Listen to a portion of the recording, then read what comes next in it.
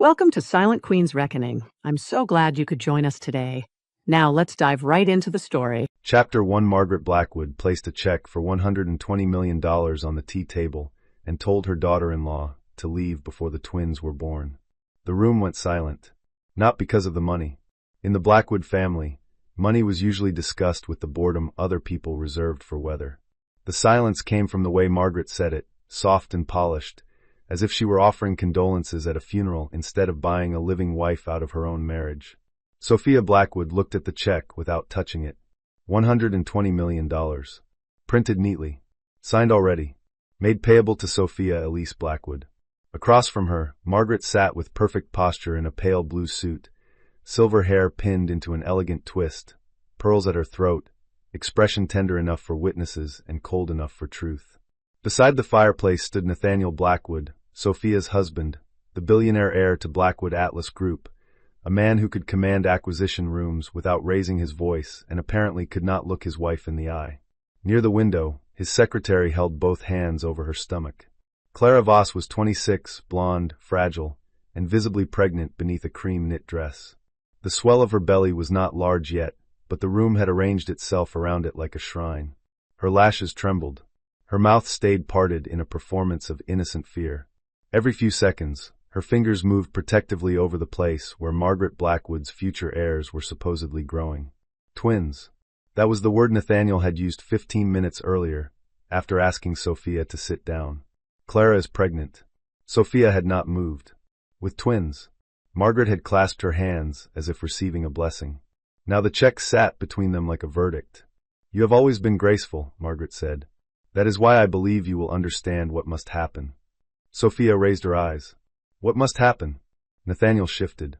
He wore a charcoal suit, his tie loosened, his handsome face drawn with exhaustion. To anyone else, he might have looked tortured. Sophia had learned the difference between pain and inconvenience. Margaret leaned forward. "The family needs stability. Clara's pregnancy changes the future. 2 children, Sophia. 2 Blackwood heirs. They cannot be born into scandal." Sophia looked at Clara. Then perhaps their father should have avoided creating one. Clara flinched as if struck. Nathaniel's jaw tightened. "Do not attack her." There it was. 3 words. Clean. Instinctive. Revealing. Sophia smiled faintly. "I said one sentence. She is pregnant." "I heard." Margaret lifted one hand. "This is precisely why we are trying to handle matters privately. No public scenes. No lawsuits. No ugly headlines. You accept the settlement, file quietly, and allow Nathaniel to prepare a proper household for his children." "His children?" Margaret's expression did not change. "Yes." Sophia looked at her husband. "And you agree?" Nathaniel finally met her gaze. His eyes were gray, the same color that once looked gentle in morning light. When Sophia married him 8 years earlier, those eyes had made her believe loneliness could be cured by being chosen. He had been brilliant, wounded by his father's expectations, and hungry for a softer place to rest. She had given him that place. She had helped him build the Blackwood expansion model, hosted investors, softened board enemies, and signed documents he never fully read because he trusted her then. Now he looked at her like a difficult clause. "I think this is the cleanest way," he said. "Cleanest." Sophia repeated the word silently. Clara looked down at her stomach. A tear slid over one cheek. "I never wanted to hurt anyone." Sophia turned toward her. "Then why are you standing in my living room?" Color rose in Clara's face. Margaret's voice sharpened beneath its silk. "Sophia." The living room belonged to Sophia as much as anyone, though the Blackwoods rarely remembered that. She had chosen the antique green rug, the linen curtains, the walnut shelves. She had restored the old townhouse after Margaret called it drafty and impractical. She had turned it into a home when Nathaniel still claimed he hated the coldness of his mother's estate. Now they had brought his pregnant secretary into that home to watch Sophia be purchased out of it. Nathaniel stepped closer. "Please, let us not turn this into cruelty." Sophia looked at him. "You brought your secretary here carrying twins, and let your mother offer me a check." He closed his eyes briefly. "I know this hurts." That almost made her laugh. Hurts was a stubbed toe. A missed call. A friend forgetting a birthday. This was architecture. A betrayal designed with seating arrangements. Sophia picked up the check. Margaret's shoulders relaxed slightly. Clara's eyes brightened with something she tried to hide. Nathaniel watched Sophia's hands, perhaps hoping money would do what affection no longer could. Sophia studied the signature. 120 million, she said. Margaret nodded. A generous settlement. For 8 years of marriage? For discretion. For silence. For dignity, Margaret corrected. Sophia looked up. Dignity cannot be bought from the person who still has it. The room changed. Margaret's face cooled. Nathaniel stiffened. Clara's hand tightened over her stomach. Sophia placed the check back on the table, aligning it carefully with the edge. I will not sign anything tonight. Nathaniel exhaled. Sophia. And Clara should sit down, Sophia continued. If she is carrying twins, standing through a family negotiation seems unnecessary. Clara blinked, confused by the kindness. Margaret recovered first. We expected resistance. I understand pride. No, Sophia said. You understand purchase. Margaret stood. The pearls at her throat glowed under the lamplight. Be careful. The Blackwood name can protect you, but it can also close every door you think you have. Sophia rose too. She was not as tall as Margaret, not as theatrical, not as obviously powerful. She wore a soft gray dress, her dark brown hair tied at the nape of her neck, her wedding ring still on her finger. To the people in this room, she looked like a wife being discarded. That was their first mistake. Margaret, she said, you should speak to your lawyers before threatening me. Margaret's eyes narrowed. My lawyers prepared the check. Then speak to better ones. Nathaniel stared at her. For the first time that evening, unease crossed his face. Sophia turned to Clara. Congratulations on the twins. You should ask for independent medical care, independent counsel, and a written support agreement before this family starts calling your children assets. Clara's mouth parted. Nathaniel snapped, enough. Sophia looked at him, calm as a closed file. No, she said. Enough was before you turned fatherhood into a merger announcement. Chapter 2. Sophia did not sleep that night. She did not cry either, though she would have forgiven herself if she had.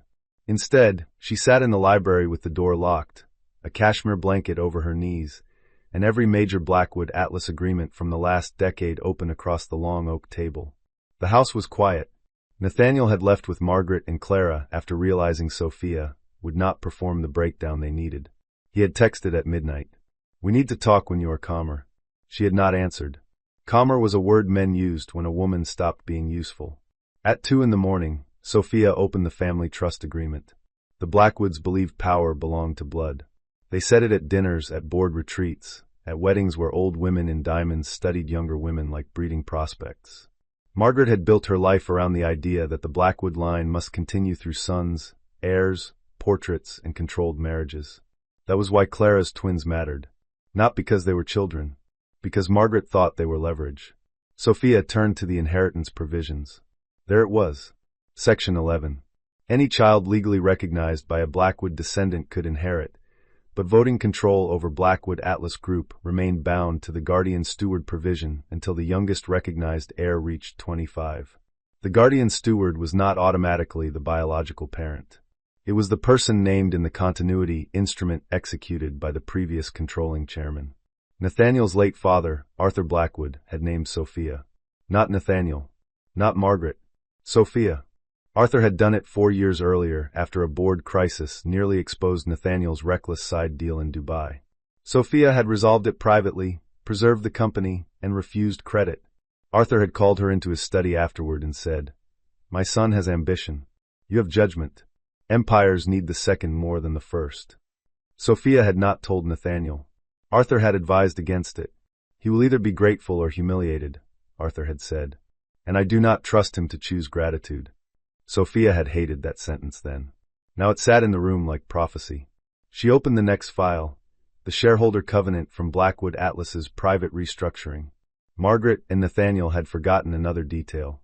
When Blackwood Atlas nearly lost its European logistics arm 5 years earlier, Sophia had arranged rescue capital through a discreet family office called Ellery Stone. The official investor was external. The beneficial owner was Sophia's maternal trust. Like many quiet women born into old money, Sophia had learned young that the safest power was the kind people only noticed after insulting it. Ellery Stone held convertible debt, board observation rights, and a default trigger if Blackwood Atlas attempted related party asset transfer, fraudulent settlement, or leadership action that created reputational damage affecting major financing. A public mistress pregnant with twins did not automatically qualify. A mother-in-law offering $120 million from a company-linked liquidity reserved to force the legal spouse to disappear might. Sophia took out her phone and called Daniel Rook, her attorney. He answered on the third ring, voice rough with sleep. Sophia? I need emergency review. Is Nathaniel hurt? No. Are you? She looked at the check lying beside the trust agreement. Not in a way that requires a doctor. Daniel's tone changed. Tell me. She did. When she finished, he was fully awake. Do not touch the check again, he said. Photograph it. Send me the image. Preserve all messages. Did anyone say where the funds originate? Margaret called it family liquidity. That can mean anything. With Margaret, it usually means something she hopes no one audits. I will pull filings and internal references. Do you want a marital filing prepared? Sophia looked toward the dark hallway beyond the library door. 8 years of marriage lived in that house. Nathaniel laughing barefoot in the kitchen. Nathaniel falling asleep with his head in her lap after hostile board meetings. Nathaniel whispering that Sophia was the only person who saw him without the Blackwood armor. Memory tried to open a door. Truth locked it. Yes, she said. But not filed yet. Strategy? Tonight they tried private humiliation. I want to know what public story they are preparing. Daniel site. That sounds like Margaret. Also verify Arthur's guardian steward provision. There was a pause. You think they forgot? I think they never knew.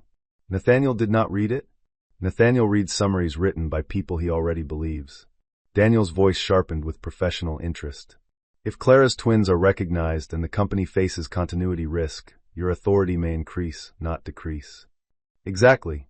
That means Margaret just paid you to leave a room you may legally control. Sophia looked again at the check. For the first time all night, she smiled. Yes, she said. That is what makes it rude.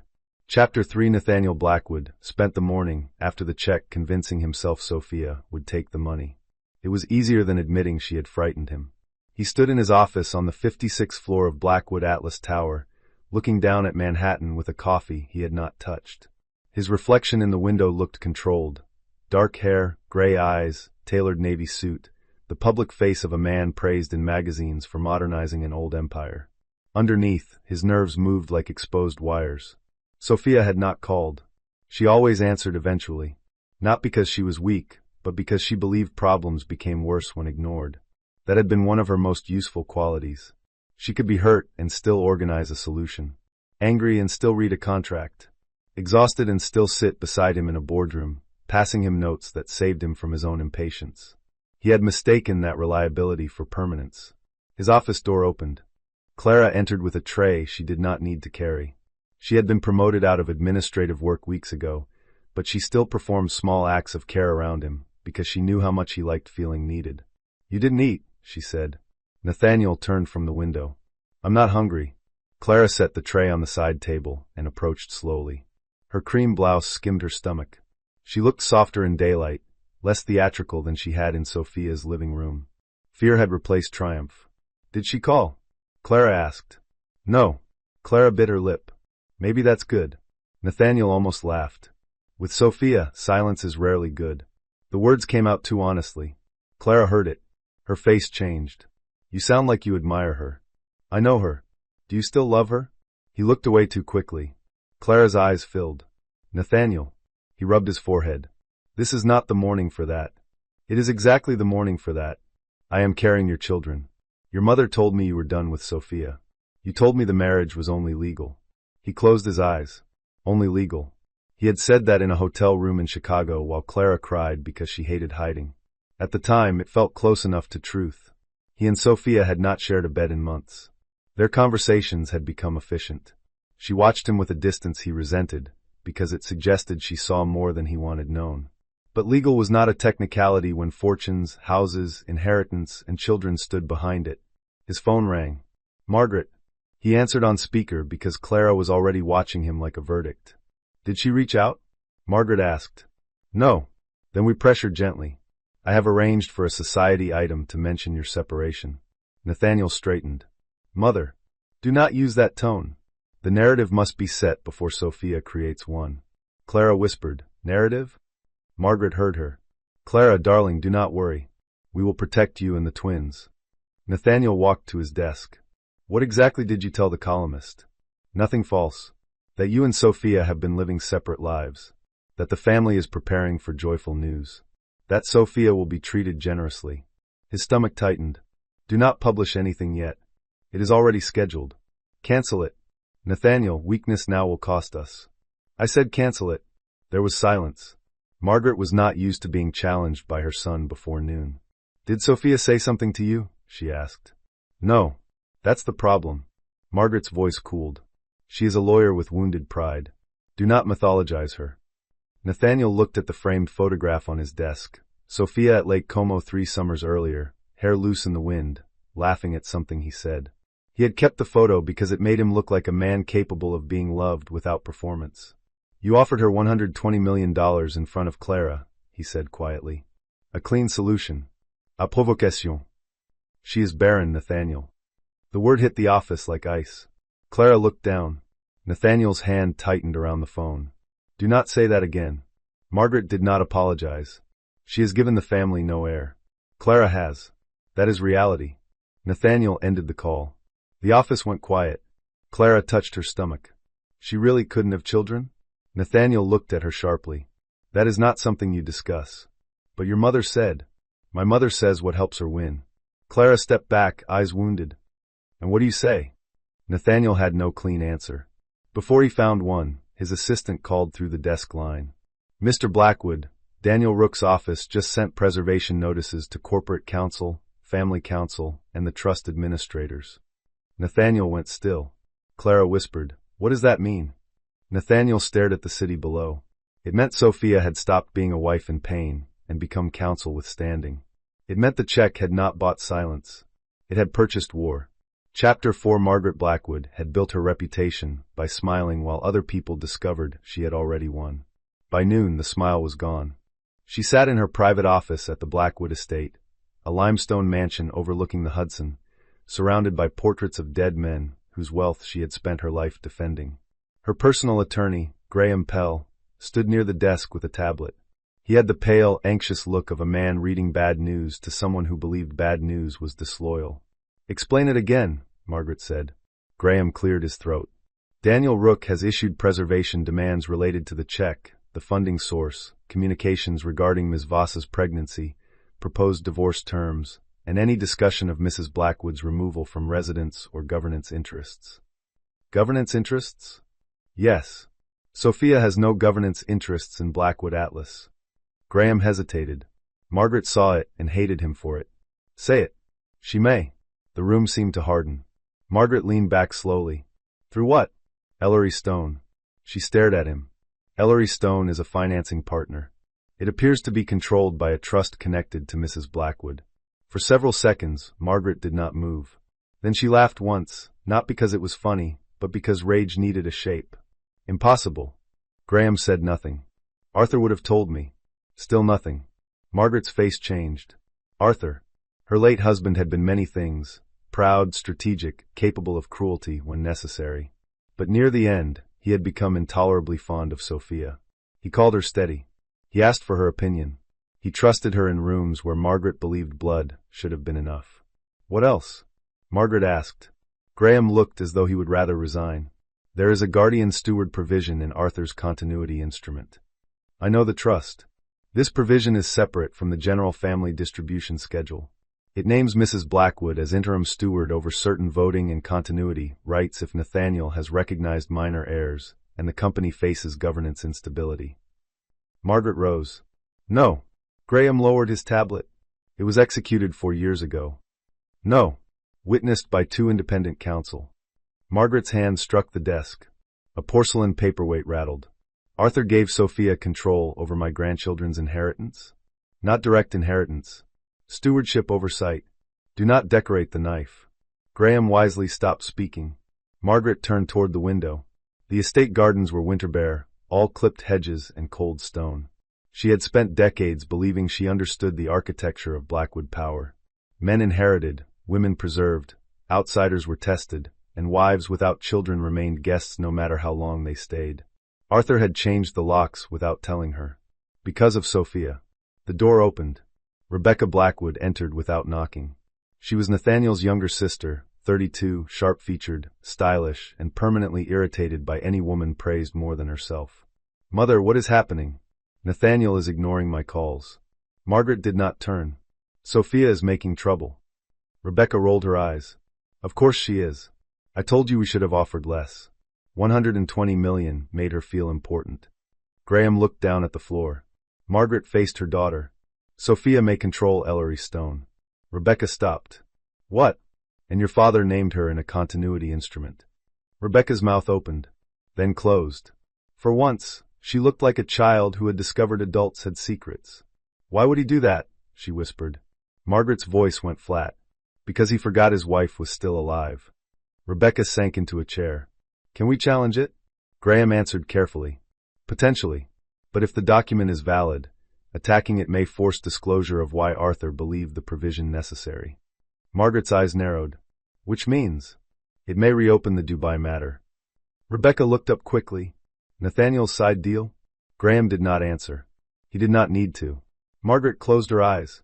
The Dubai matter had nearly destroyed Nathaniel's credibility with the board. Sophia had fixed it. Quietly. Too quietly, apparently. Margaret had assumed the crisis disappeared because the Blackwood name commanded loyalty. It had disappeared because Sophia had buried it. Rebecca stood, anger rising to cover fear. "Then we go after her personally. Leak that she manipulated Dad.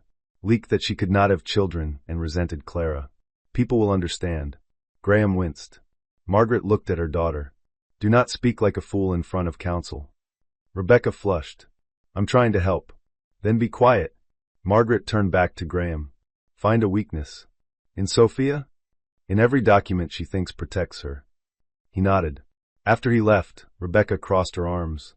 "Mother, what if Clara's twins give Sophia more power instead of less?" Margaret looked at the portrait of Arthur above the mantel.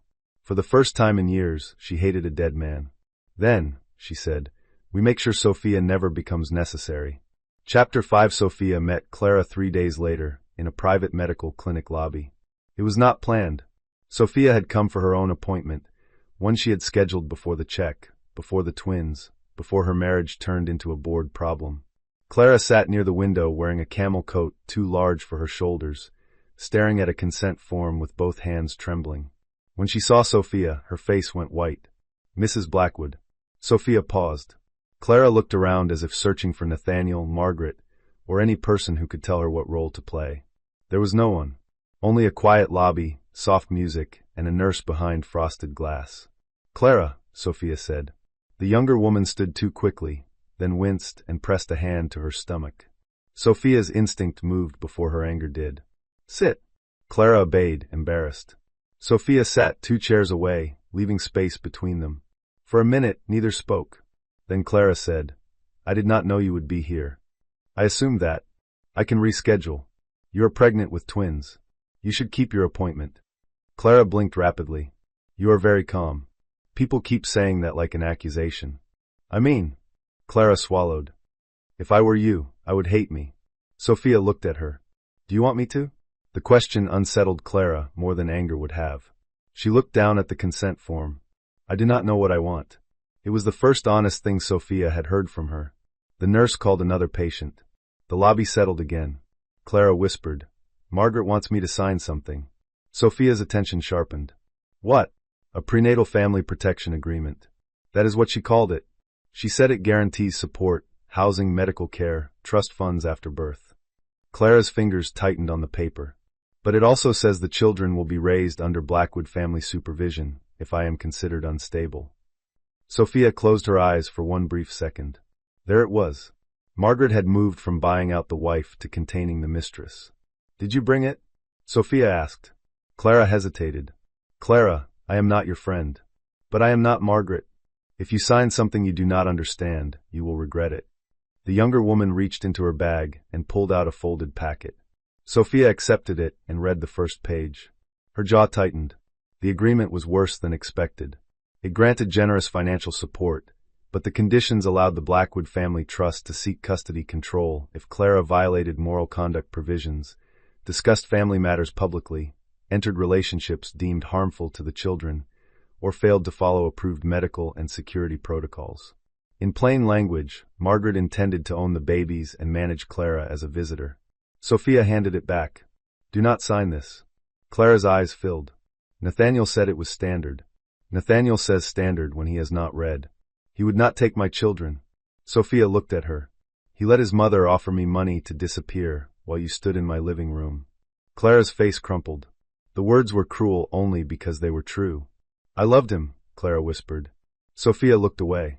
There were many things she could have said. That love did not justify harm. That wanting to be chosen did not erase another woman's existence. That Clara had enjoyed the replacement fantasy until the contract turned toward her. Instead, Sophia said, get your own attorney. I cannot afford the kind of lawyer they have. There are attorneys who handle high-conflict family and trust matters. I can give you 3 names. They do not work for me. Clara stared at her. Why would you help me? I am not helping you win. I am helping prevent 2 children from becoming collateral. Clara touched her stomach with both hands. You believe they are Nathaniel's? Are they? Tears slipped down Clara's face. Yes. Sophia studied her. Then paternity will confirm it. Clara flinched at the practicality. I'm not lying, she said. Then verification protects you. The nurse appeared at the doorway. Ms. Voss. Clara stood slowly. Before following the nurse, she looked back. Mrs. Blackwood. Yes. Margaret said you were barren. Sophia did not move. Clara's face twisted with shame. I am sorry. I believed her. For a moment, the lobby seemed too bright. Sophia placed one hand over the folder in her lap. Inside were her own test results, appointment notes, and a sonogram image, so early it still looked more like a secret than a child. She looked at Clara, at the young woman carrying twins and learning too late that being chosen by powerful people often meant being trapped by them. Margaret says many things, Sophia said. Clara's eyes lowered to Sophia's folder. Understanding flickered. Sophia did not confirm it. Some truths deserve protection until they were strong enough to stand in daylight. Chapter 6. Nathaniel learned about Sophia's pregnancy from a security report. That was the part that would later shame him most. Not because he had betrayed her. Not because he had allowed his mother to call her barren. Not because he had brought Clara into their living room like a replacement already approved by committee. Because the first proof that his wife was carrying his child came from a private security contractor Margaret had hired to track Sophia's movements. The report landed in his email at 6:42 p.m. Subject: Mrs. Blackwood clinic visit. Nathaniel almost deleted it. Then he opened the attachment and saw Sophia entering a maternal medicine clinic. He saw the appointment classification. He saw the note from a careless subcontractor who had bribed no one but had observed enough. Possible pregnancy-related consultation. His hands went cold. He called Sophia. She did not answer. He called again. Nothing. At the third call, Daniel Rook answered. Nathaniel. Nathaniel stood in his office, heart pounding. Where is my wife? Safe. Is she pregnant? There was a pause. Daniel's voice cooled. I suggest you put all communications in writing through counsel. Daniel, do not play games with me. You lost the privilege of informal access when your mother hired surveillance. Nathaniel went still. I did not authorize that. Then your family has a governance problem and a privacy problem. Is she pregnant? Nathaniel repeated, lower now. Ask your attorney what discovery entitles you to and what decency does not. The call ended. Nathaniel threw the phone onto his desk. It skidded into a stack of acquisition papers and knocked over a silver pen holder. For a few seconds, he stood breathing hard, feeling the entire room press inward. Sophia pregnant. The thought would not settle. For years, pregnancy had been the unsaid wound between them. They had tried quietly in the beginning, then irregularly, then not at all. Sophia had attended appointments alone after Nathaniel missed 2 because of board crises. He had told himself she preferred privacy. She had told him nothing, and he had let nothing become comfort. Then Clara happened. Clara, who looked at him as if he were not failing. Clara, who cried when he left hotel rooms. Clara, who said she wanted his children and made it sound like devotion rather than pressure. When she became pregnant, Nathaniel felt terror first, then relief so ugly he never admitted it. An heir. Proof. A future no one could call stalled. Now Sophia might be carrying his child too. And his mother had tried to buy her out before knowing. Or worse, before caring. His office door opened. Margaret entered without waiting. Did you receive the report? She asked. Nathaniel turned slowly. You had my wife followed. I had a potential threat monitored. She is my wife. A wife who is positioning herself against this family. Because we gave her reason. Margaret's eyes narrowed. Do not become sentimental because of a clinic visit. We do not know what it means. It means you invaded her privacy. It means Sophia may attempt to complicate succession. Nathaniel stared at his mother. Complicate? Margaret removed her gloves. If she is pregnant, we verify paternity and timing. He flinched. Do not look offended, she said. You know how these matters work. I know Sophia. Do you? Margaret asked. Because you did not know she controlled Ellery Stone. You did not know your father named her steward. You did not know she had enough legal standing to freeze half our options in 72 hours. Each sentence landed with precision. Nathaniel looked away first. Margaret's voice softened, which made it more dangerous. Sophia has been underestimated. That does not make her innocent. Innocent of what? Being smarter than us? Margaret's mouth tightened. Of planning. Mother. She sat beside you for years, quietly holding documents that could displace us. You think that is love? Nathaniel thought of Sophia in the library at midnight, reading contracts because he was too exhausted. Sophia at his father's bedside. Sophia across board tables, passing him notes. Sophia telling him after Dubai, you cannot keep treating risk as proof of courage. He had resented her then, because she was right. Yes, he said quietly. I think it was. Margaret looked at him as if he had disappointed her beyond repair. Then love has made you stupid. Nathaniel laughed once, bitterly. No. Pride did that. Chapter 7 The Society article appeared the next morning. Blackwood family prepares for new generation amid quiet marital transition. It was elegant poison. The article described Nathaniel and Sophia as having lived separate lives for years. It called Clara Voss a trusted executive aide and close family companion. It hinted at joyful news expected soon. It praised Margaret's discretion and mentioned that Sophia, known for her reserved public style, would be treated with extraordinary generosity. It did not mention twins. It did not mention the check. It did not mention the secretary standing in Sophia's living room while Margaret tried to buy her silence. By noon, Sophia's legal team filed a sealed motion and an open statement. The statement was only 5 sentences. Mrs. Sophia Blackwood has not authorized any public characterization of her marriage, residence, medical status, or legal position. Reports suggesting a negotiated departure are false. Mrs. Blackwood has preserved all rights related to marriage, property, trust governance, and corporate matters. Any attempt to pressure witnesses, beneficiaries, employees, or expectant parents connected to the Blackwood family will be addressed through counsel. Privacy is requested for all unborn children implicated by recent events. The last sentence changed the story. All unborn children. By 3, the gossip sites were hunting. By 5, Blackwood Atlas shares slid 2%. By 6, the board requested an emergency governance briefing. Sophia attended remotely from Daniel Rook's office. She wore a dark green blazer and no jewelry except her wedding ring. Her face appeared on the conference screen before 12 directors, Nathaniel, Margaret, corporate counsel, and the board secretary. Margaret stared at Sophia's image with barely concealed hatred. Nathaniel looked tired and shaken. The board chair, Helena Cross, opened the meeting. We are not here to litigate a marriage. We are here because potential trust, succession, and financing issues may affect Blackwood Atlas. Sophia nodded. Agreed. Margaret spoke before anyone else could. Then Mrs. Blackwood's personal filings are irrelevant. Daniel Rook leaned into frame.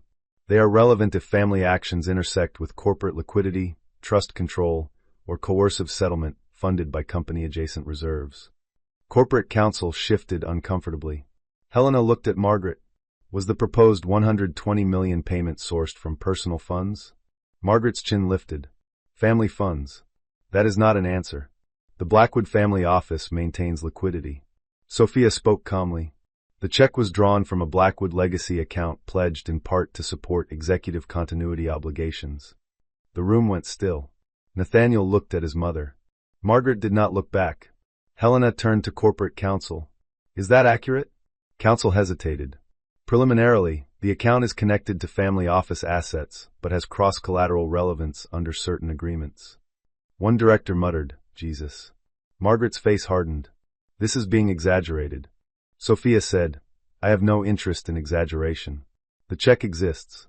The meeting occurred. Clara Voss was present.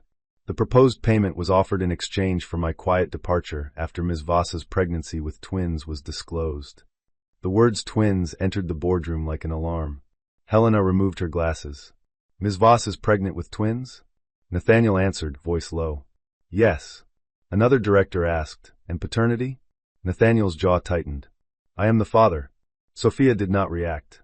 Her stillness made the directors look at her more carefully.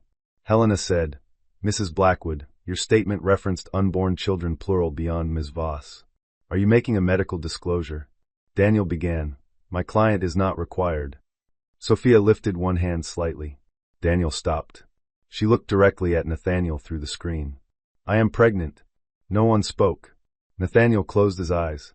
Margaret's hand froze around her pen. Sophia continued.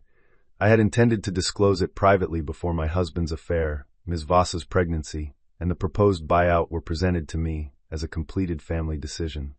Helena's expression turned severe. This creates significant continuity concerns. Margaret snapped, or convenient timing. Nathaniel's head turned. Mother. Sophia's face remained composed, but something in her eyes cooled so sharply that even Helena noticed. Daniel leaned forward. Mrs. Blackwood has medical documentation and will comply with lawful, appropriate procedures. Any insinuation made for intimidation will be added to our record. Margaret sat back, lips pressed thin. Sophia said, Let us be clear. I do not intend to use any child as leverage. I am here because others already did. The board secretary stopped typing for half a second, then resumed. Helena nodded slowly. Then we will commission independent review of the relevant trust provisions, financing triggers, and family office account usage. Until complete, no settlement payment, succession arrangement, or governance modification involving minor heirs will proceed without board notice. Margaret's voice was ice. The board has no authority over family reproduction. Helena met her gaze. No, but it has authority over corporate instability caused by family misconduct. For the first time in Sophia's memory, Margaret Blackwood had no immediate answer. Chapter 8. Clara Voss moved out of the company apartment 2 days after the board meeting. She did it quietly, with a lawyer Daniel had recommended, and a private security service Nathaniel did not control. The apartment had been beautiful in the way expensive temporary spaces were beautiful. Cream furniture, river view, fresh flowers, no history. Clara packed 2 suitcases, a folder of medical records, and the small silver baby rattle Margaret had given her after calling her the future of the family. She left the rattle on the kitchen counter. Nathaniel arrived as she was waiting for the elevator. Clara. She turned, startled. Her lawyer, a calm woman named Priya's son, stepped slightly closer. Nathaniel looked at the suitcases, then at Clara's face. You are leaving? Clara's hand moved to her stomach. Yes. Where? Priya answered. A safe location. Nathaniel's eyes hardened. I am not a threat. Clara flinched. Priya said, Then you will respect boundaries. Nathaniel looked at Clara. Did Sophia put you up to this? Something in Clara's face changed. Not anger. Disappointment. You really think every woman in this story is being controlled by another woman except the one you want to control, she said. Nathaniel stared at her.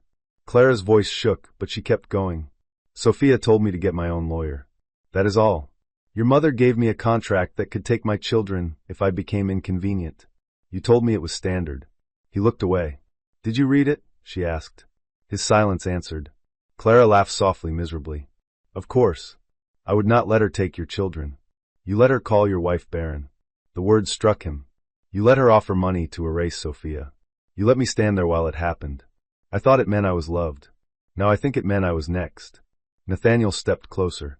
Clara, I made mistakes. Priya said, Mr. Blackwood. He stopped. Clara's eyes filled. I loved you because you seemed powerful. Then I realized power in your family is mostly people being too afraid to say no to your mother. The elevator opened. Nathaniel's face tightened with pain and pride, both too late to be useful. They are my children, he said. Clara nodded. Then become someone they can safely know. She entered the elevator with Priya. The doors closed. Nathaniel stood alone in the hall of the apartment he had used to hide a woman who was now hiding from him. His phone buzzed. Sophia. For a second, hope lifted in his chest. Then he opened the message. All future communication regarding me, or the pregnancy, must go through counsel. Do not contact my doctors. Do not send security. Do not come to the house without written notice. He read it 3 times. Then another message appeared.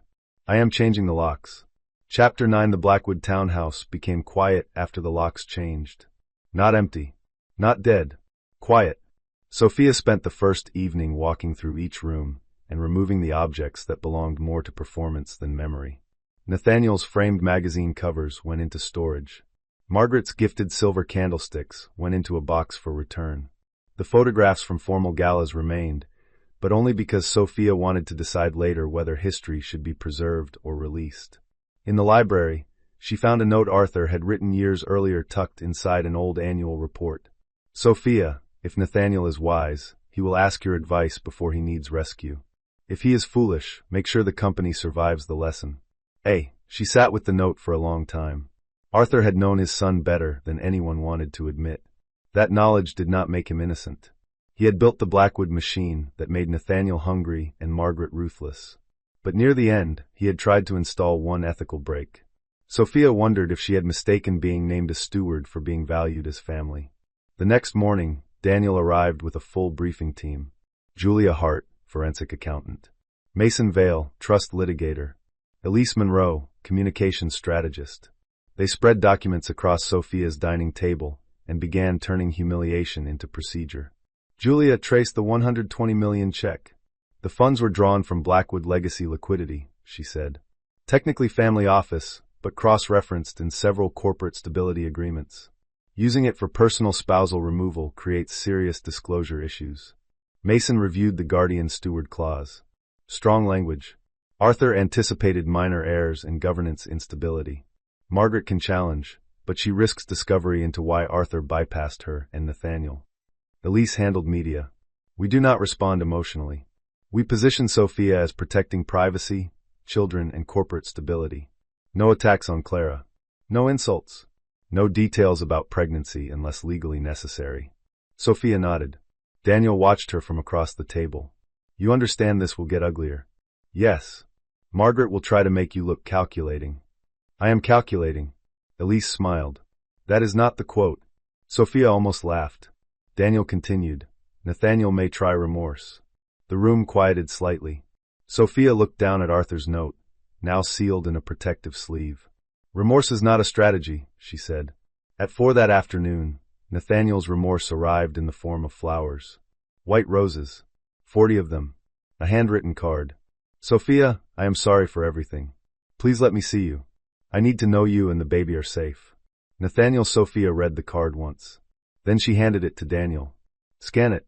Log it. Return the flowers. Elise raised an eyebrow. No reply? Sophia looked toward the foyer where the roses stood like a very expensive apology trying to enter without permission.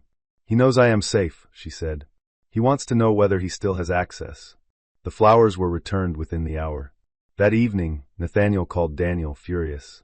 Daniel put the call on speaker with Sophia's permission. She returned flowers? Nathaniel demanded. Yes. They were not a legal threat. Neither is a locked door. Nathaniel inhaled sharply. I need to speak to my wife.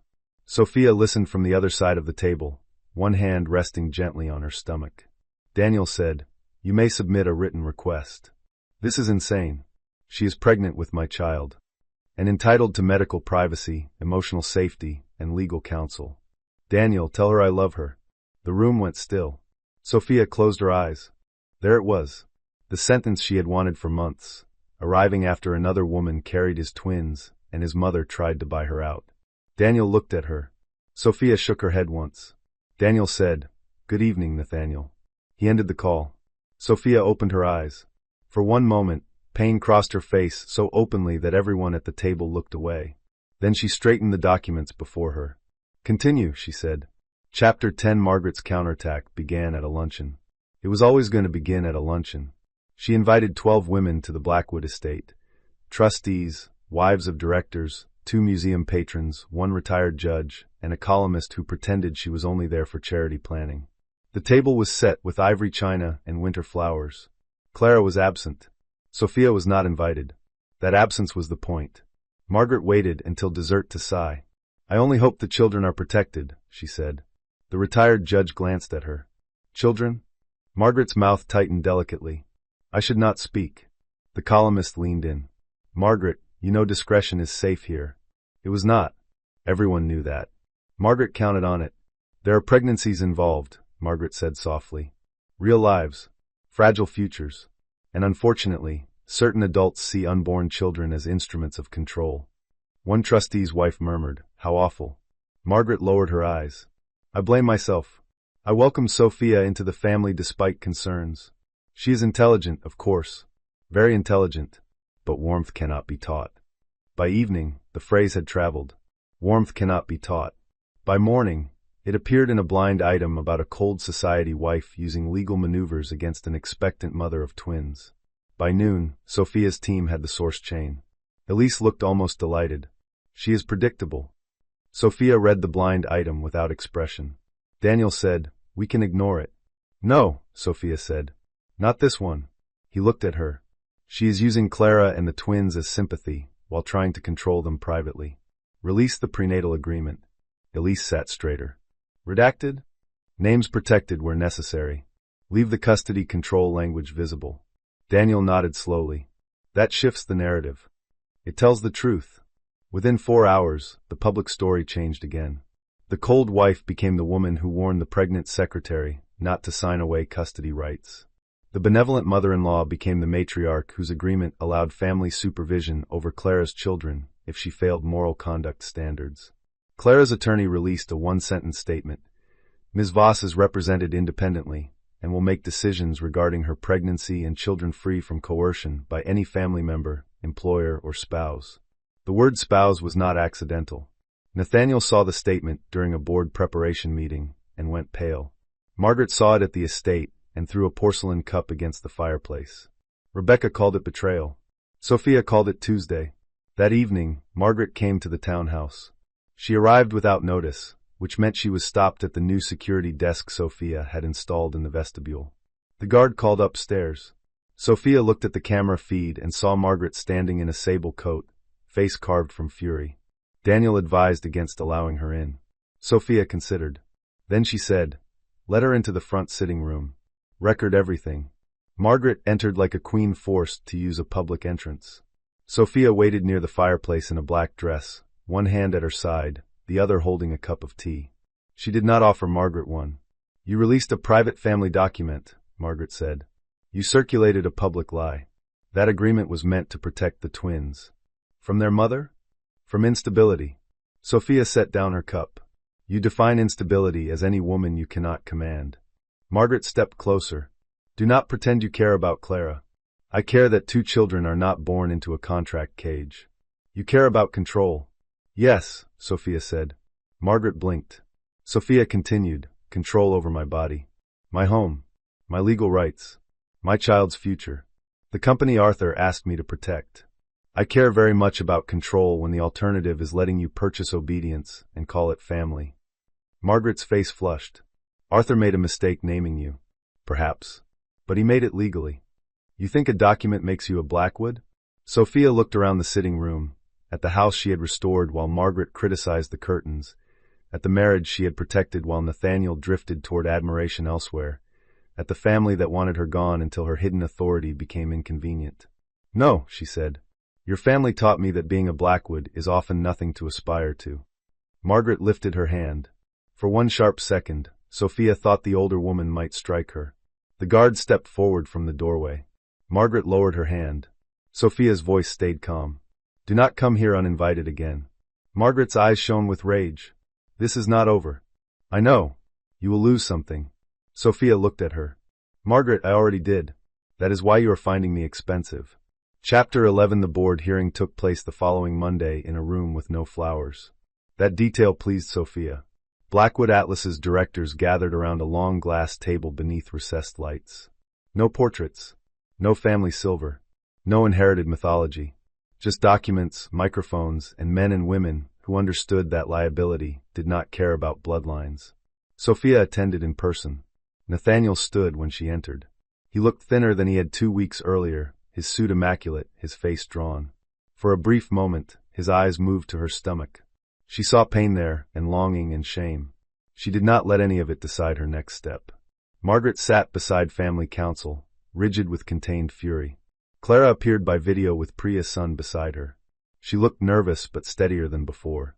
Helena Cross opened the proceedings. We will address 4 issues. The proposed payment to Mrs. Blackwood, the prenatal agreement offered to Ms. Voss, the guardian steward provision, and the financing exposure related to Ellery Stone. Margaret's attorney began with polished indignation. He described the $120 million check as a private family settlement. He described Margaret's actions as protective. He described Sophia's legal response as aggressive, premature, and personally motivated. Daniel Rook responded with dates. Dates were less dramatic than indignation and far more lethal. Date of Clara's pregnancy disclosure to Sophia. Date and location of the $120 million check presentation. Date Margaret's office contacted the columnist. Date surveillance was ordered. Date the prenatal agreement was delivered to Clara. Date the board was informed. The timeline made Margaret's benevolence look like choreography. Then Julia Hart presented the funding analysis. The check was drawn from Blackwood legacy liquidity, she said. While technically family office controlled, the account is cross-collateralized in internal stability representations. A private settlement of this scale, connected to succession and marital removal, should have been disclosed before execution. One director asked, "Was the check cashable?" Julia nodded. Yes. So if Mrs. Blackwood had accepted, the account would have lost $120 million. Correct. Potentially affecting corporate representations? Yes. The director looked at Margaret. Without board notice. Margaret's lips thinned. It was a family matter.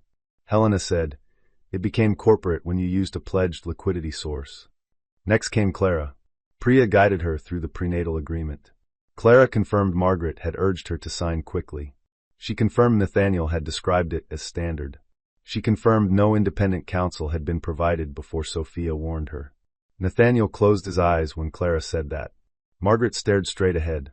Then Helena turned to the guardian steward provision. Mason Vale presented Arthur's instrument, execution history, and legal effect. The directors read in silence.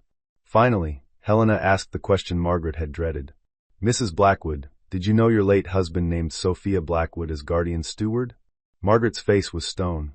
"No." "Mr. Blackwood?" Helena asked Nathaniel. He swallowed. "No." "Mrs. Blackwood," Helena said to Sophia. "Did you know?" Sophia met her gaze. "Yes."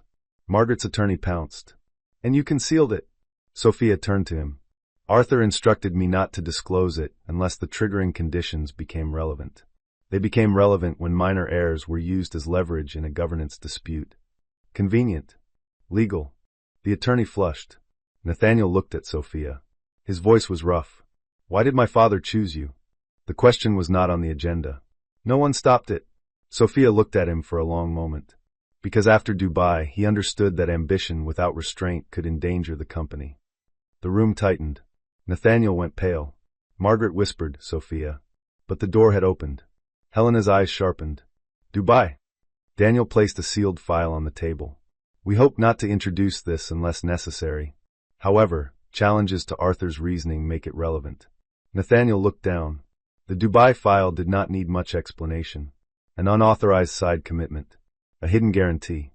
A potential loss large enough to destabilize a division. Sophia's negotiated unwind.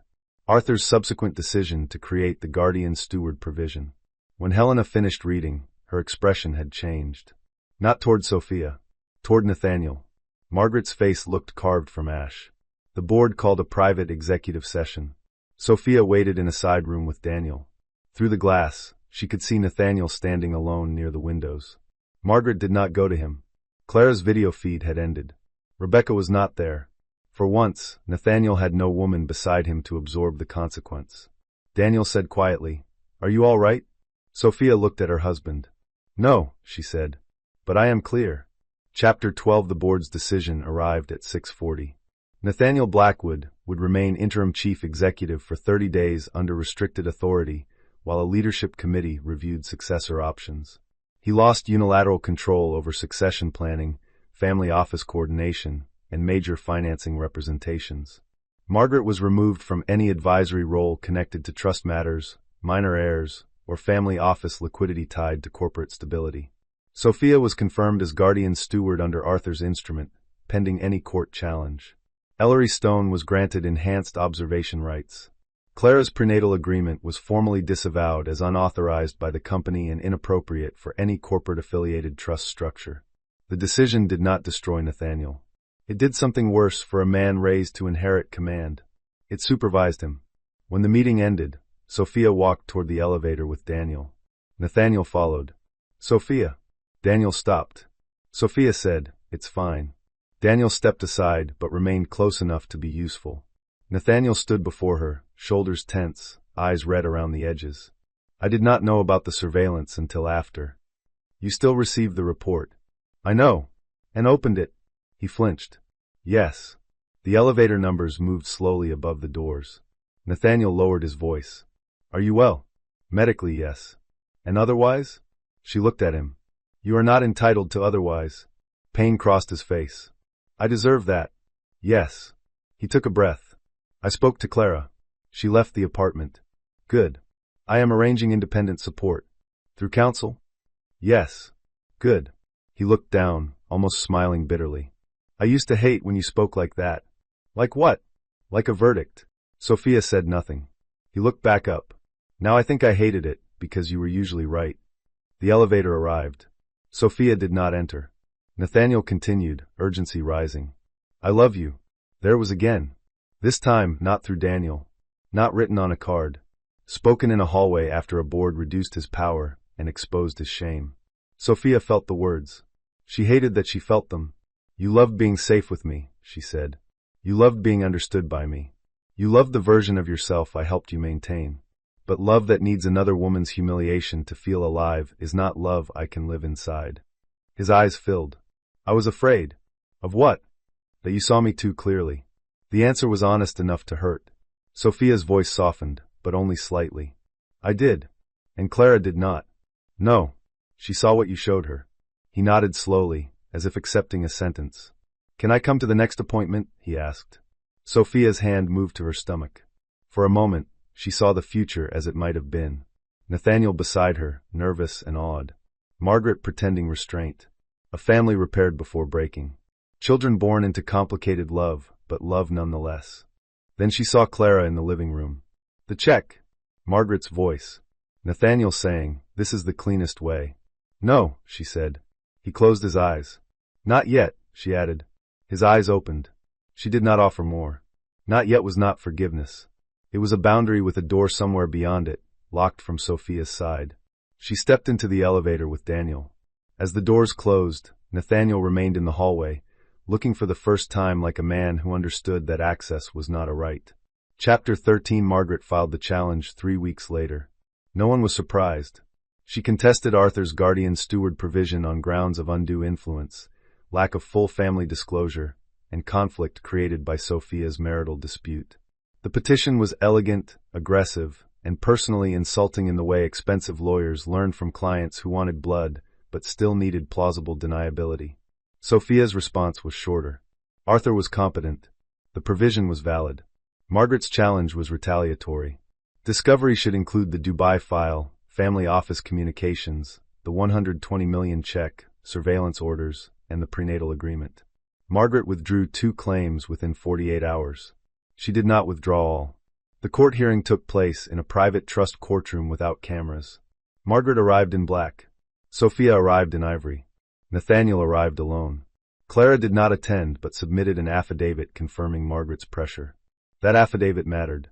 Not because Clara had become noble overnight. Because truth often entered the record through frightened people who finally understood silence would not save them. The judge, a gray-haired woman named Allison Reed, read everything with the expression of someone who had seen too many wealthy families mistake trusts for weapons. Margaret's attorney argued first. He described Arthur as vulnerable after illness, Sophia as influential, and the provision as inconsistent with Blackwood family tradition. Judge Reed interrupted. "Counsel, tradition is not law." The attorney recovered poorly. Daniel argued next. He presented Arthur's medical clearances, independent counsel notes, correspondence showing Arthur's concern over governance restraint, and Sophia's documented role in resolving Dubai. He did not dramatize. He did not need to. Then Judge Reed asked Sophia to speak. Sophia stood. Nathaniel looked at her from across the aisle. Margaret did not. The judge said, "Mrs. Blackwood, Did you ask Arthur Blackwood to name you guardian steward? No. Did you conceal the provision for personal advantage? I followed Arthur's instruction that it remain inactive unless triggering conditions arose. Do you seek to control the unborn Blackwood children? Sophia's expression changed for the first time. No, Your Honor. I seek to ensure no adult uses them to control each other. The judge watched her carefully. Including your own child? Especially my own child. Margaret shifted. Sophia continued, voice steady. I have been called cold, calculating, barren, manipulative, and ungrateful. But the record shows that when Clara Voss was asked to sign away rights, I told her to get counsel. When my mother-in-law offered me money to disappear, I preserved the check instead of cashing it. When the board asked about my pregnancy, I disclosed only what was necessary to prevent further lies. I am not asking this court to reward me for being hurt. I am asking it to enforce a document Arthur Blackwood created because he feared exactly this kind of instability. The room was silent. Judge Reed looked at Margaret. Mrs. Margaret Blackwood, do you wish to address the court? Margaret rose slowly. For once, she seemed older than her pearls. My husband should have trusted his family, she said. Judge Reed's voice was neutral. Perhaps he believed he was. The ruling did not come that day. It arrived 1 week later. Arthur's guardian steward provision was upheld. Margaret's challenge was denied in substantial part. Discovery into certain family office actions would proceed separately. Sophia read the decision in her library, with Daniel on the phone and a cup of ginger tea beside her. Outside, snow fell lightly over the townhouse steps. She placed one hand over her stomach and whispered, "We are safe." For the first time in weeks, she cried. Not loudly, not dramatically, just enough to let her body admit it had been carrying more than one life. Chapter 14. Clara gave birth first. 2 boys, 6 weeks early, small and furious, with strong lungs and Nathaniel's gray eyes. Their names were Oliver and Theo Voss. Not Blackwood. The choice caused a private earthquake. Margaret called it an insult. Rebecca called it manipulation. Nathaniel, to his credit, did not call it anything in public. He signed the support agreement, accepted paternity, and attended the neonatal unit under Clara's rules. Sophia sent flowers. Not roses. White tulips. The card said, "Wishing strength and health to you and the boys." Clara texted a picture of 2 tiny hands curled near each other. "Thank you. They are perfect." Sophia looked at the photo for a long time. She did not feel jealousy. She felt sorrow that adults had nearly turned those hands into legal instruments before they could hold anything. Nathaniel visited Sophia 1 week later with written notice, as required. She received him in the front sitting room. He looked exhausted in a way status could not hide. The twins' early birth had shaken him. The board restrictions had humbled him. Margaret's defeat had isolated him. For the first time since Sophia had known him, Nathaniel seemed unsure who he was without someone's admiration or obedience. "They're very small," he said. Sophia sat across from him in a soft brown dress, her pregnancy now unmistakable. Premature twins often are. "Clara is doing well." "Good." He rubbed his hands together. "She named them Voss." "I heard. My mother is furious." "Your mother survived the fall of several governments at dinner parties. She will survive surnames." A faint smile crossed his face, then disappeared. "I deserved that. It was not an attack. With you, the accurate sentences hurt more." Sophia looked down at her tea. Nathaniel leaned forward. "I am stepping back from day-to-day leadership." She looked up. "The board recommended a professional CEO during review," he said. I agreed. Sophia studied him. "Why?" "Because if I fought it, I would be proving everyone right." "That has not always stopped you." "No." He looked toward the window. "But I saw Oliver in the incubator, and he was so small. Theo too. They were not heirs. They were just babies. And I realized my mother was already asking about trust structures while Clara was still bleeding." Sophia closed her eyes briefly. "I am sorry," he said. She opened them. He continued, "For bringing Clara into your home. For letting my mother speak to you that way. For not reading what affected women I claimed to love. For turning children into proof that I had not failed." The apology was better than the first one. It was specific. That made it more dangerous. Specific remorse could tempt a wounded person to return to work before the wound closed. Sophia placed her cup down. "Thank you." Hope moved across his face. She stopped it gently. "That does not change the separation." He nodded, but pain tightened his mouth. "I know. Does Clara have adequate support?" "Yes. Independent. Court filed." Good. May I ask about? His eyes moved to her stomach. May I know the baby? Sophia rested one hand over the curve beneath her dress. Eventually, she said. His breath caught. Under legal structure, she added. With consistency. No interference from your mother. No public statements. No using one child to bargain for another. I agree. You agree now. We will put it in writing. He gave a sad smile. Of course. They sat in silence. Not comfortable. Not hostile. Something between endings and beginnings. Before he left, Nathaniel paused at the doorway. Do you know the sex? Sophia looked at him for a long moment. A girl, she said. His face changed completely. Not triumph. Not relief. Wonder, raw and frightened. A girl, he repeated. Yes. He nodded, eyes bright. She will be like you. Sophia's voice softened. I hope she is like herself. Chapter 15. The sale of Blackwood Atlas did not happen all at once. It began as a governance review, became a restructuring, then turned into a strategic split that separated the healthy operating divisions from family-controlled vanity assets. Sophia did not sell the entire empire in one dramatic signature. She did something more lasting. She made it impossible for the family to use the company as a private kingdom. The logistics arm went into a publicly accountable partnership. The real estate division received independent management. The family office lost informal access to corporate liquidity. The foundation was rebuilt with outside trustees.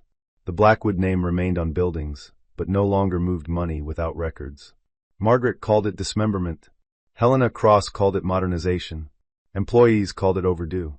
Nathaniel called it painful and did not try to stop it. That, more than any apology, told Sophia he might survive himself. Margaret retreated to the Hudson estate and gave fewer luncheons.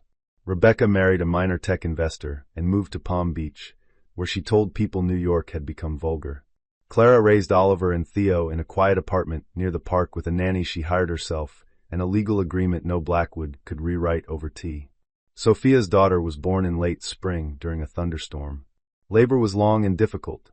Marianne, Sophia's mother, flew in from Boston and held her hand through 12 hours of pain, legal calls muted, all strategy suspended by the ancient work of bringing a child into air.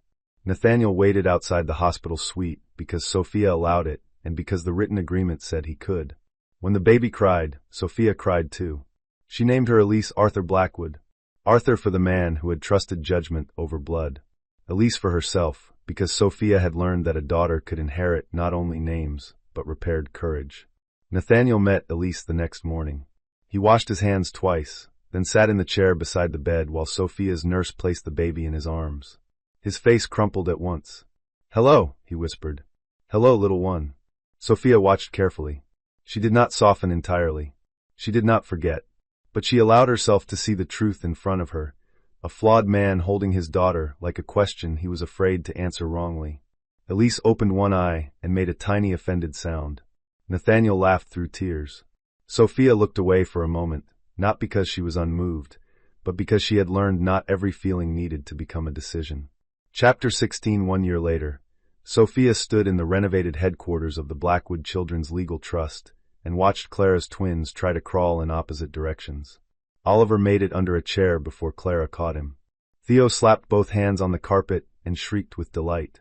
Elise sat on a blanket near Sophia's feet, solemnly chewing a cloth star with the seriousness of a board chair reviewing evidence. Clara laughed, breathless. They are faster every week.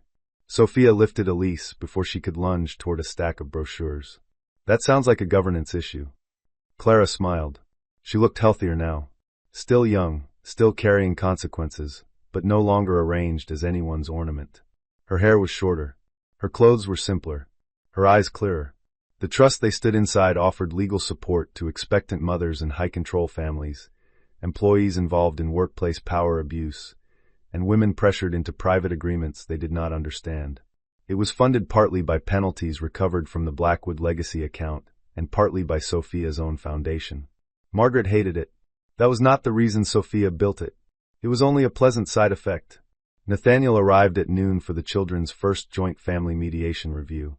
He brought no flowers, no gifts too large for the occasion, no entourage. Just a small stuffed rabbit for Elise and 2 board books for the twins. Clara watched him carefully as he greeted the boys. Sophia watched him carefully as he greeted Elise. Careful was the shape of their family now. Not warm in the old way. Not whole in the traditional way. But honest enough to keep children from paying for adult vanity. During the meeting, Nathaniel listened more than he spoke. When Clara corrected him about the twins' feeding schedule, he wrote it down. When Sophia said Elise became overstimulated after long visits, he asked what helped. When the mediator asked about holidays, Margaret's name entered the room like a cold draft. Nathaniel said, "My mother will not have unsupervised access." Both women looked at him. He looked back, tired but steady. "I know what she does with rooms when no one stops her." It was not enough to erase the past. It was enough to protect a weekend. After the meeting, Clara left with the twins. Nathaniel knelt to kiss Elise's forehead, then stood before Sophia. "Thank you," he said. "For what?" "For not letting my worst year become their childhood." Sophia looked at Elise, who had fallen asleep against her shoulder. "I did it for them," she said. "I know." He paused. "And maybe a little for who you are." Sophia did not answer. The old Nathaniel would have pushed. The newer one let silence stand. After he left, Sophia walked through the trust offices with Elise sleeping in her arms. On one wall hung no Blackwood portraits, no male founders, no family crests. Instead, there were framed copies of plain language rights guides, photographs of women leaving courthouses with their shoulders back, and a small brass plaque near the entrance.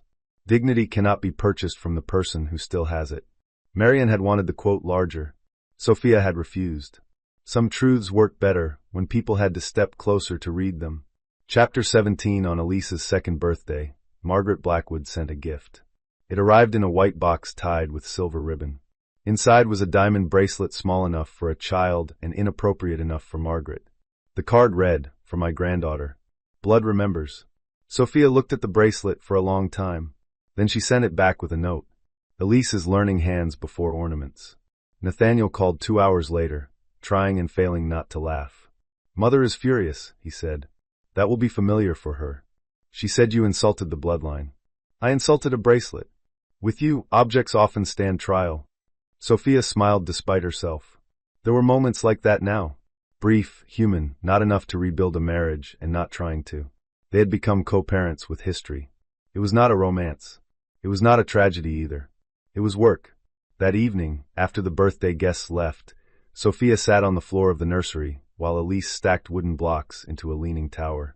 The city outside glowed with early summer light. Marian sat in the rocking chair, shoes off, looking both elegant and exhausted. "You look peaceful," her mother said. Sophia placed another block on Elise's tower. It fell immediately. Elise gasped, then laughed. "I look tired." "Peace often does." Sophia leaned back against the sofa. "Do you ever regret not telling the Blackwoods everything from the beginning?" Marian asked. "About Ellery Stone? About who you were?" Sophia watched Elise try again, this time placing the widest block on top of the smallest. "Sometimes," she said. "But I also think they showed me who they were because they believed I had nothing." Marian nodded slowly. "Useful information. Expensive information. Most useful information is." Sophia looked toward the window. For years, she had thought discretion meant safety. Then she learned discretion could become a room where other people wrote your role because you refused to announce your power. Now she understood the balance differently. Power did not need to be loud, but it did need to be accessible when dignity was under attack. Elise crawled into her lap, holding a block against Sophia's chest like an offering. Sophia kissed her hair. "I do not want her to grow up thinking silence is grace," Sophia said. Marianne's voice softened. "Then teach her silence is a tool, not a home." Sophia held her daughter closer. That was exactly it. Chapter 18. 3 years after Margaret placed the check on the tea table, Sophia returned to the Blackwood estate for Arthur's memorial dedication. She came because the company had endowed a governance ethics center in Arthur's name, and because Elise was old enough to point at portraits and ask why everyone looked so serious. Clara came too, with Oliver and Theo in matching navy sweaters. Nathaniel arrived separately, carrying Elise's coat because she had decided halfway up the steps that coats were unacceptable. Margaret received them in the grand hall. She had aged. Not softened exactly. Margaret Blackwood did not soften. But the sharpness had become less theatrical, more contained. She looked at the children first, as if counting blood, then stopped herself with visible effort. "Sophia," she said. "Margaret."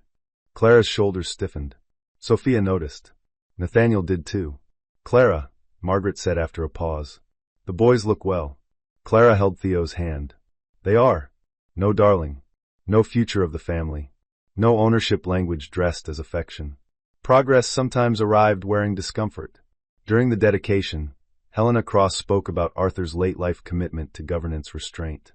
Nathaniel spoke briefly and honestly about learning that legacy, without accountability, became entitlement. Sophia did not speak. She had been asked. She declined. Some victories did not need a microphone. Afterward, Margaret found her near the winter garden. Elise was with Nathaniel, showing him a leaf she considered important. Oliver and Theo chased each other along the path while Clara pretended not to panic. Margaret stood beside Sophia in silence for almost a minute. Then she said, "I was wrong." Sophia looked at her. Margaret kept her eyes on the children. "Not about everything. Of course not. Do not mock me. I am recognizing your limits." Margaret's mouth tightened, but she let it pass. "I was wrong to offer the check." The words were stiff, but they existed. Sophia waited. Margaret continued, "I was wrong to call you Baron. That sentence cost more." Sophia felt the old pain move once, then settle. "Yes," she said. "You were." Margaret looked at her then. "I thought family could be protected by control. It can be preserved by boundaries. You sound like Arthur. He had his moments." Margaret almost smiled. "Almost." "Elise has your eyes," she said. Sophia glanced toward her daughter. Elise was now making Nathaniel hold 3 leaves and 1 pebble.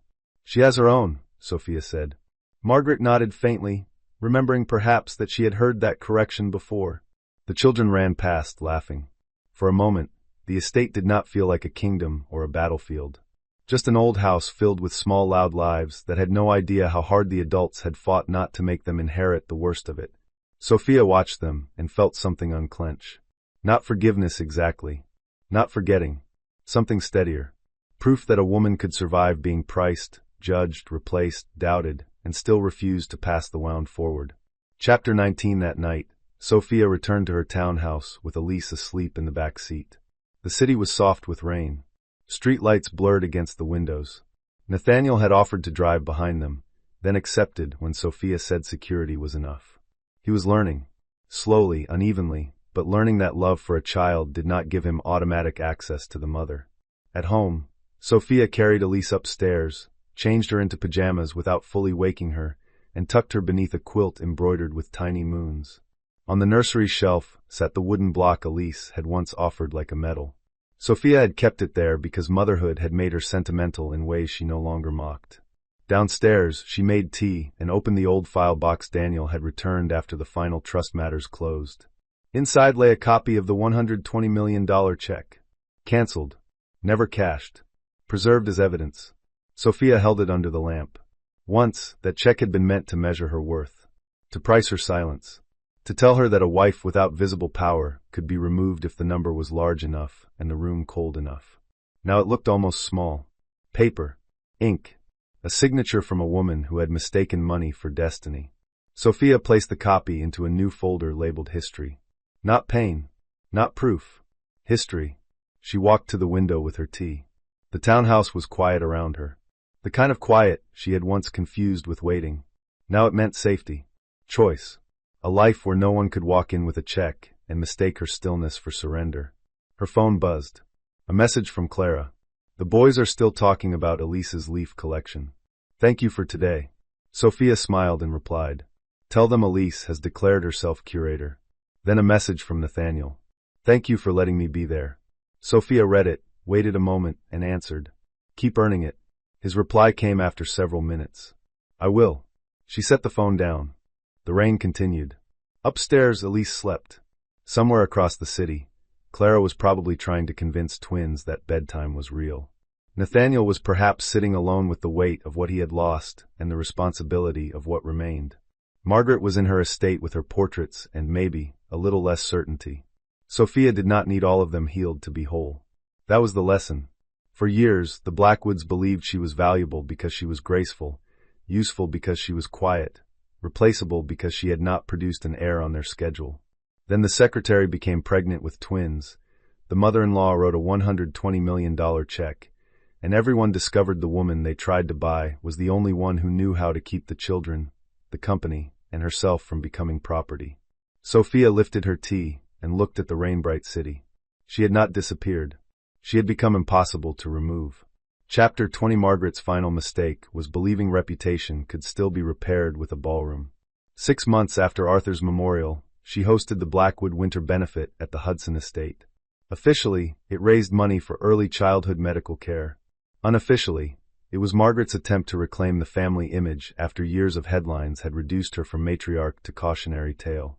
The invitation was embossed, severe, and personally addressed to Sophia. Sophia almost declined. Then Elise found the envelope on the breakfast table, slapped one small hand over the Blackwood crest, and declared it bird mail. Sophia took that as a sign not from fate, because she distrusted fate, but from comedy, which she trusted more. She attended. Not alone. She arrived with Clara, Oliver, Theo, Elise, and Nathaniel, all in one car by deliberate agreement. The gossip began before they reached the front steps. Cameras flashed. Guests turned. Margaret stood at the entrance in dark emerald silk, her expression fixed so firmly into welcome that it almost became pain. Clara stepped out first, holding Theo's hand. Oliver clung to Nathaniel's coat. Sophia lifted Elise from her car seat and settled the little girl against her hip. Elise wore a navy velvet dress and white tights, one shoe already threatening rebellion. Nathaniel offered Sophia his arm. She looked at it. He smiled faintly. For the steps. Not symbolism. Good, she said, and took it for exactly 8 seconds. The cameras caught it anyway. Margaret watched them approach. Her eyes moved over Clara, the twins, Nathaniel, Sophia, and Elise. Once, that arrangement would have horrified her because it could not be controlled into a clean family portrait. Now it was the only arrangement that did not lie. Welcome, Margaret said. Clara held Theo a little closer. Sophia noticed. So did Margaret. For one brief second, the older woman looked as if she might say something territorial, something about blood, name, heirs, or family. Then her gaze shifted to Sophia, and memory did its work. The children look lovely, Margaret said instead. Sophia nodded. They dressed themselves emotionally, if not technically. Nathaniel coughed to hide a laugh. Inside, the estate had been transformed into candlelight, white flowers, violin music, and expensive repentance. The donor wall displayed photographs from the Children's Legal Trust, the neonatal unit, and the new family advocacy clinic. Sophia saw her own foundation listed as a principal sponsor. She had approved the grant. She had not known Margaret would place the name so prominently. Clara saw it too. She put your foundation first. She put the largest donor first, Sophia said. Still, Sophia admitted. The evening was almost peaceful until Rebecca arrived. Rebecca Blackwood, now Rebecca Blackwood Crane, swept into the ballroom in silver satin and resentment. Her husband trailed behind her carrying a drink and the expression of a man who had learned to survive by agreeing with furniture. Rebecca kissed Margaret's cheek, ignored Clara, and looked at Sophia with a smile sharp enough to cut ribbon. Sophia, she said. How moving. The whole modern family on parade. Nathaniel's face tightened. Rebecca. Sophia shifted Elise to her other hip. Good evening. Rebecca glanced at Elise. She does look like a Blackwood. She looks like herself. You always say that. People keep needing to hear it. Clara turned away to guide the twins toward the children's room, but Rebecca was not finished. And Clara, she said brightly, how generous of you to come. Some women would find it difficult to attend an event hosted by the family. They tried to enter through the side door. Clara went still. Nathaniel stepped forward. Stop. Rebecca lifted her brows. What? We are all pretending truth is healing now. I thought honesty was the new family hobby. The nearest guests pretended to admire a floral arrangement while listening with their entire bodies. Sophia handed Elise to Nathaniel. Hold her. He obeyed immediately. Sophia walked to Rebecca. Not quickly, not dramatically, calmly, which made the movement more frightening to anyone who remembered the old scandals. Rebecca, she said. Clara did not enter through a side door. Your brother opened it, your mother furnished the room, and you laughed from the hallway. Rebecca flushed. How dare you? Easily. Several guests looked down. Rebecca's eyes flashed. You enjoy humiliating this family. Sophia looked around the ballroom. No. I enjoy accuracy. Humiliation is what happens when people confuse exposure with invention. Margaret appeared behind Rebecca, face pale. Enough. For once, the word was directed at her daughter. Rebecca turned. Mother? Margaret's voice was low. Enough. The two women stared at each other. Something old passed between them. Years of Margaret teaching Rebecca cruelty as a survival tool, then discovering cruelty, did not know when to stop. Rebecca laughed bitterly. So now Sophia runs the room too. Sophia answered before Margaret could. No. The room is finally learning consequences. Rebecca looked as if she wanted to say more, but her husband's hand touched her elbow and perhaps, for once, she read the air correctly. She walked away, silver dress flashing beneath the chandeliers. Clara had not moved. Sophia turned to her. Are you all right? Clara swallowed. Yes. She was lying, but not completely. Nathaniel handed Elise back to Sophia and looked toward his sister. I will speak to her. Later, Sophia said. Tonight is not about Rebecca. The program began 15 minutes later. Margaret stepped onto the small stage. The room quieted. She stood beneath the Blackwood crest, surrounded by flowers, donors, cameras, and every ghost she had spent years arranging into silence. Her prepared remarks sat on the lectern. She did not look at them. For many years, Margaret began, I believed family legacy meant protection of a name. The room grew still. Nathaniel, standing beside Sophia, looked up sharply. Margaret continued, I confused control with protection. I confused silence with dignity. I confused blood with responsibility. Those mistakes harmed people in this room. Rebecca, near the side wall, stared at her mother in disbelief. Margaret's hands tightened around the lectern. This benefit supports legal and medical advocacy for mothers, children, and families navigating power imbalances. It exists because the Blackwood family learned, publicly and painfully, that money without accountability becomes a threat disguised as care. No one breathed loudly. Margaret looked toward Clara first. Ms. Voss, I failed to respect your independence as a mother. Clara's eyes widened. Then Margaret looked at Sophia. Sophia, I failed to respect your dignity as a wife, a mother, and a steward of this family when we did not deserve one. The apology was not warm. Margaret was not warm. But it was public, specific, and spoken without bargaining. That mattered. Sophia did not smile. She nodded once. Margaret finished the speech in a voice that shook only near the end. Applause followed, uncertain at first, then stronger. Some people applauded courage. Others applauded discomfort ending. Either way, the room changed. Later, near the winter garden, Margaret approached Sophia alone. I imagine you think that was overdue, she said. Yes. Margaret's mouth tightened. You could pretend otherwise. I could. You will not. No. For a moment, Margaret looked almost amused. Then she said, Arthur would have enjoyed this version of you. Sophia looked through the glass at Elise pressing her palms against the cold pane, trying to see snow in the dark. This version cost too much to be entertainment.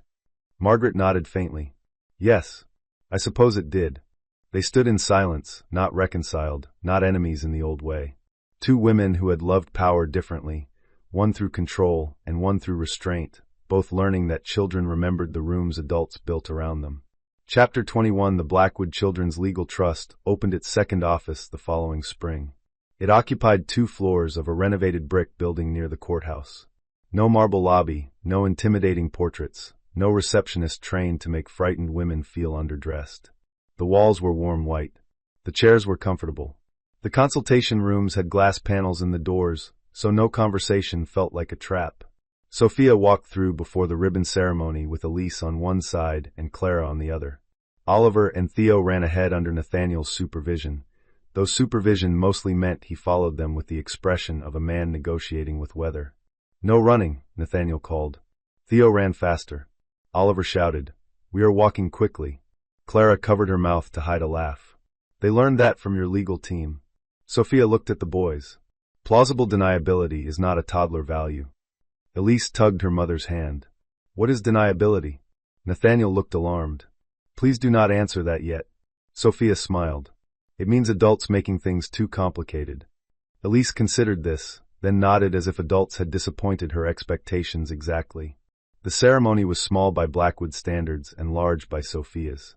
There were judges, social workers, nurses, legal aid attorneys, trustees, former clients, and donors who had learned that Sophia preferred direct questions to flattery. Margaret attended and sat in the second row, which everyone understood as progress. Rebecca did not attend, which everyone understood as peace. Nathaniel spoke briefly on behalf of the family foundation. He did not mention legacy. He mentioned responsibility. This trust exists because children should not be born into contracts designed by fear, he said. It exists because parents with power must be held to standards higher than intention. It exists because support means nothing if it comes with invisible chains. He looked toward Clara, then Sophia. Some lessons are learned too late to prevent harm. The only honorable thing left is to prevent repetition. It was a good speech because it did not ask the audience to forgive him. Clara squeezed Theo's shoulder. Sophia held Elise's hand. Margaret looked at her son with an expression Sophia had never seen on her before. Not pride exactly, but recognition that humility had finally entered the bloodline and found somewhere to sit. Then Sophia stepped to the microphone. She had not planned to speak long. She looked at the front row, Clara with the twins, Nathaniel with Elise's sweater folded over his arm, Margaret sitting alone but present, Marianne smiling from the aisle, Daniel Rook holding a folder because he apparently did not know how to attend anything without paper. Sophia began. The first office of this trust was built from a crisis. This second one is built from a decision. The room quieted. A crisis can reveal harm. A decision determines whether harm becomes tradition. She looked toward the hallway, where framed signs listed services in plain language. Emergency counsel, prenatal rights review, coercive contract support, family office pressure response, employee pregnancy protection. When people talk about powerful families, they often talk about inheritance as if children receive only money, names, houses, or shares. But children inherit atmosphere too. They inherit the way adults speak when they are angry. They inherit what is forgiven without repair. They inherit which doors are locked, which stories are hidden, and which people are treated as removable. Margaret looked down at her hands. Sophia continued, voice steady. There was a night when I was offered a great deal of money to disappear. At the time, that check felt like an ending. It was not. It was a mirror. It showed me what happens when a family protects image more fiercely than people. No one moved. I kept the check, she said. Not because I wanted to remember the insult, but because evidence matters. Later, I realized evidence is not only for court. Sometimes evidence is what a woman keeps so she can prove to herself that she did not imagine the moment someone tried to price her dignity. Clara's eyes filled. Marianne pressed a tissue into her palm without looking away from Sophia. This trust cannot make every family kind. It cannot make every powerful person honest. It cannot save every marriage, and it should not try. What it can do is give people language, counsel, records, and exits. It can tell a frightened mother not to sign before she understands. It can tell a wife that silence is not grace when silence is being purchased. It can tell a father that support is not ownership. Nathaniel lowered his eyes. Most importantly, Sophia said, it can tell children, before they are old enough to understand any of this, that the adults around them chose to stop passing harm forward. The applause was quiet at first, then full. Elise clapped because everyone else did. Oliver and Theo clapped because clapping was loud. Nathaniel stood. Clara stood. Margaret stood last, but she stood. After the ribbon was cut, Sophia walked into the first consultation room alone. It had a round table, 3 chairs, a box of tissues, a carafe of water, and a window facing the courthouse. Simple. Useful. Unimpressive in the best possible way. Nathaniel found her there a few minutes later. That was beautiful, he said. It was accurate. Also beautiful. She allowed that with a small tilt of her head. He stepped inside but stayed near the door. He had learned not to enter her space without reading her face first. Elise wants to show you the children's corner, he said. She says it needs more books about astronauts. She is probably right. She usually is. Sophia looked at him then. There had been a time when that easy sentence from him would have cracked her open. Now it simply landed somewhere gentle, not dangerous. Nathaniel said, I know we are not going back. Sophia appreciated that he said it plainly. No, she said. We are not. He nodded. I also know I get to be here because you built rules strong enough to survive me. That is one way to phrase it. A true one. She looked through the window at the courthouse steps. A young woman stood outside with a folder pressed to her chest, speaking to one of the trust intake attorneys. Her face looked frightened and hopeful in equal measure. Sophia knew that expression. She had worn a more expensive version of it once. Rules are not the opposite of love, Sophia said. Sometimes they are what make love safe enough to remain. Nathaniel absorbed that quietly. Then Elise burst into the room holding a picture book upside down. Mom, astronauts. The conversation ended, as many important adult conversations did now, because a child had a more urgent agenda. Sophia lifted Elise into her arms and followed her to the children's corner. Oliver and Theo were already there, arguing over a wooden rocket. Clara sat on the carpet beside them, laughing. Nathaniel leaned against the doorway. Margaret watched from the hall, not entering, not commanding, simply present. For a second, Sophia saw the whole strange shape of the life after the check. Not the life she would have chosen before betrayal. Not the family portrait anyone could have designed cleanly. But a life with doors, records, apologies, boundaries, children who knew laughter before legacy, and women who had stopped letting powerful rooms define their worth. That was enough. More than enough. Subscribe for more stories about betrayal, hidden power, and the quiet moment a woman refuses to be bought.